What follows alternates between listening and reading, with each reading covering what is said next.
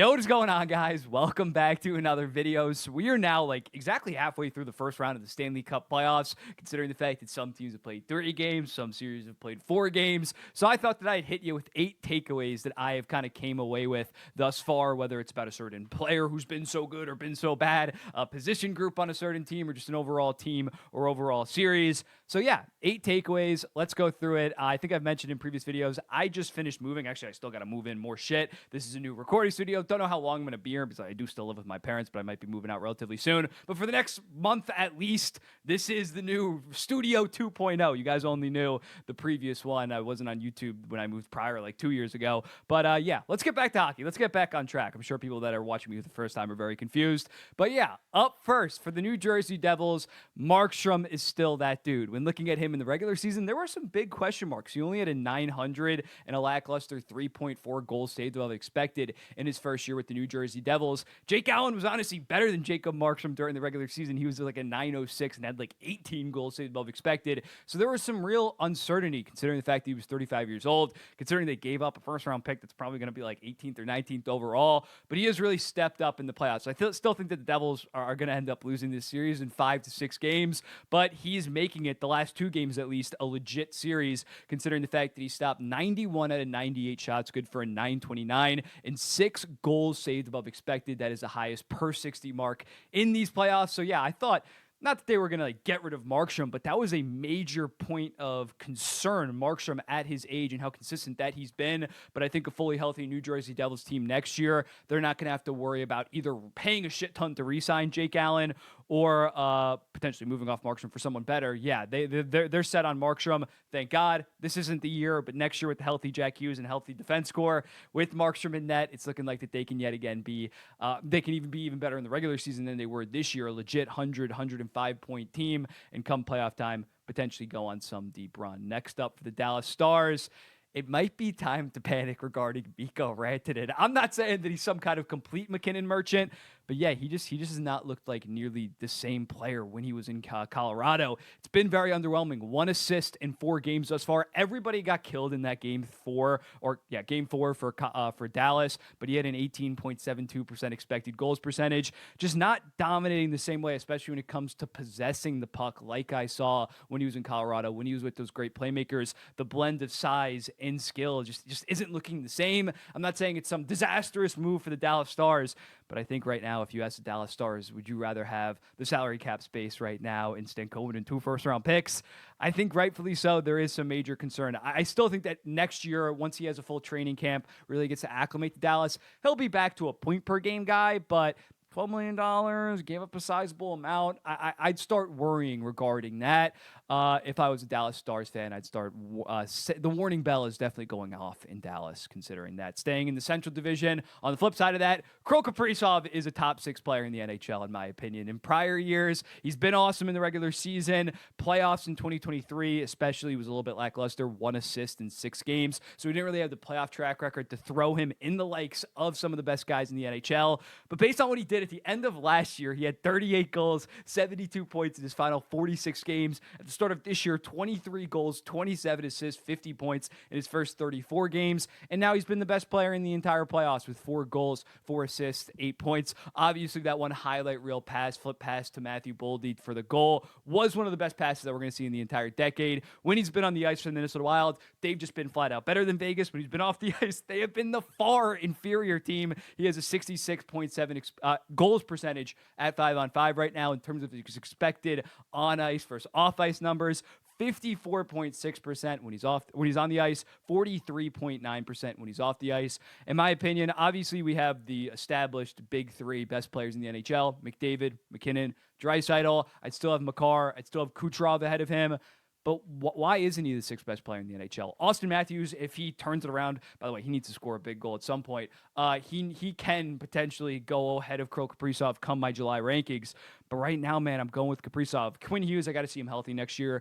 Barkov, I just don't think that the offensive ceiling is nearly on the same level as a Kirill Kaprizov. He's great defensively, but obviously for a forward, I'm going to care about the offense more. Yeah, he's just awesome. Just watching him navigate in the offensive zone, head up, puck on a string, and always seems to make the right decision. It's just awesome. And he's not bad defensively by any stretch, especially on that Minnesota Wild team. So yeah, I think I have him as my sixth best player in the NHL right now. I could be, if they go on some kind of deep run, I could go maybe as high as 4. I think the argument is there when this guy's healthy. Also in 2022, had that season of 47 goals, 61 assists, 108 points. That was a legit top 6, top 5 season in the NHL. Should have got more Hort love. I think I had him third in my ballot that year. Kirill Kaprizov's awesome. He's just awesome. And yeah, he's making Matthew Boldy look like also one of the best players in the entire NHL. But Boldy's been good on his own right, don't get me wrong.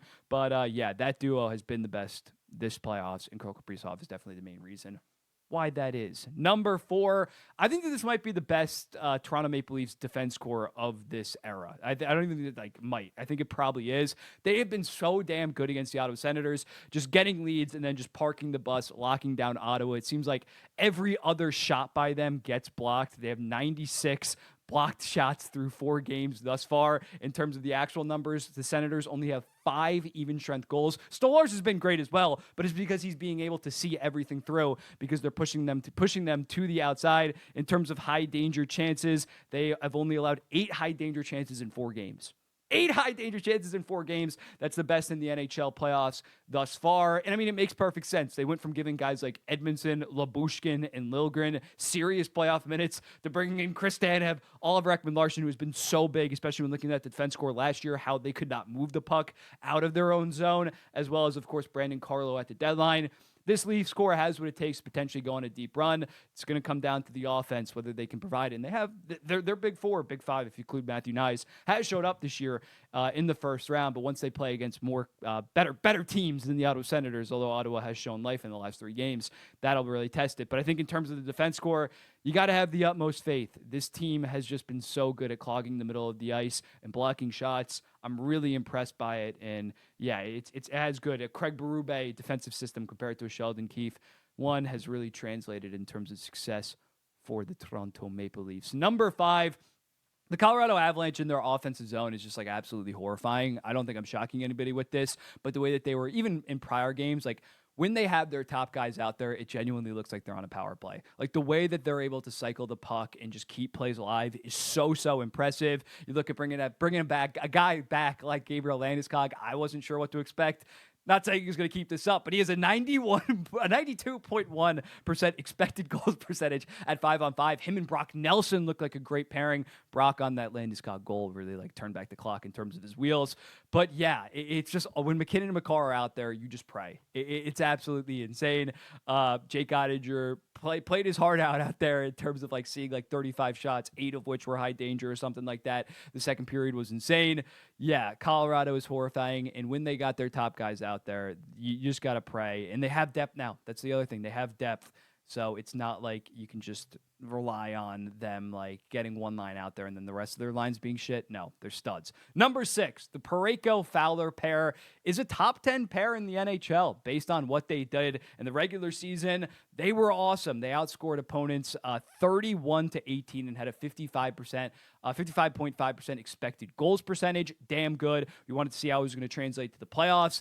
They haven't outscored opponents 3-3 right now in terms of goals for and goals against, but a 65% expected goals percentage thus far. You got Parayko, that stay-at-home defenseman, had not had that great puck-moving left-handed defenseman in recent years.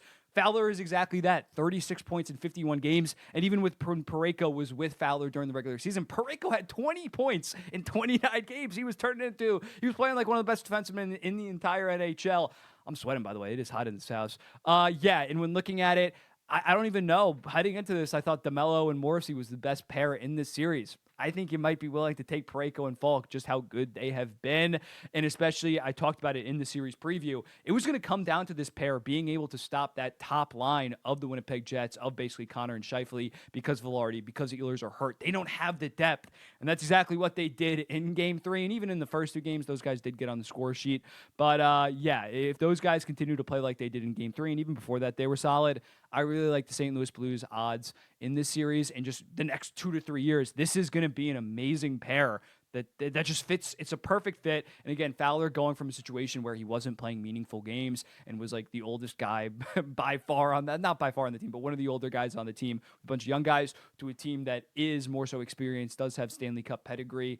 Yeah, it's been awesome to watch. And I was wrong about the Fowler trade when looking at Doug Armstrong making it number 7 playoff Ullmark. It might be a real thing. I hate to say this, but game 1 I won't kill him just because it was like a billion penalties they scored on the power play shit ton. Game 2 and game 3 he only saw 20 and 21 shots. He allowed 3 both times. Game 4 was his best performance yet, but he still allowed 3 goals on 34 shots. He has an 887 in 10 career playoff games, and again was on the Bruins and just kept on getting pulled for Jeremy Swayman. We shit on a guy like Connor Hellebuck, but at least, and in fairness, Hellebuck is viewed as this all-time goaltender and better than Ullmark. But Hellebuck still is like a 907 all-time in his career, as well as the fact that he had a very good run in 2018, a very good run in 2022, getting to the second round. You look at Ullmark in his 4 years that he has appeared in the playoffs, he has not posted a 900, even a 900 yet in his career, and he has a minus 4.6 goals saved above expected this year in the playoffs.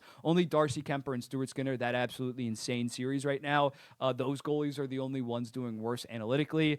So yeah, I'd be concerned. Thankfully, Merrill-Linen has really stepped up this year in the NHL level and then also in the AHL level, that maybe in 2 to 3 years he can take over for Ullmark. But yeah, in terms of the playoffs, it's not some massive sample size, but it's concerning. It is definitely concerning when it is this bad, and he has like an 879 career in the playoffs. Bad, and I'd definitely be a little bit concerned if I was an Ottawa fan. Not this year, if they weren't expected to go on some kind of deep Stanley Cup run, but if this happens next year in the playoffs, when they are a 102-point team that buys at the deadline or something like that, yikes. We're going to stick with the Atlantic Division for the last one. Montreal's top guys appear to be playoff risers. When looking at it, we already knew that Suzuki and Caulfield played good on that 2021 run. Caulfield has 2 goals, 1 assist, 3 points in 3 games. Suzuki has 2 goals. Hudson has far and away been their best defenseman. That top line on the whole, Slavkovsky only has 1 goal in 3 games, but he has 2.6 expected goals, which is 4th in the NHL right now. That top line has outscored Washington's top line 3-1 with an expected goals percentage of 68.9%. Hudson and Gouley are outscoring the Washington Capitals 2-1 with a 58.1 expected goals percentage. The future is just so bright with this team. Even if they end up losing in 5 or 6 games, their young guys have been their best guys. Like we saw the final 2 months of the season, there were obviously concerns about, Lane Hudson's undersized come playoff time. No, of course that didn't happen, because Lane Hudson is an absolute stud. Demidov, I don't think that you're that concerned that like he got thrown to the fire. He hasn't been great by any stretch, but I'm not too worried about that.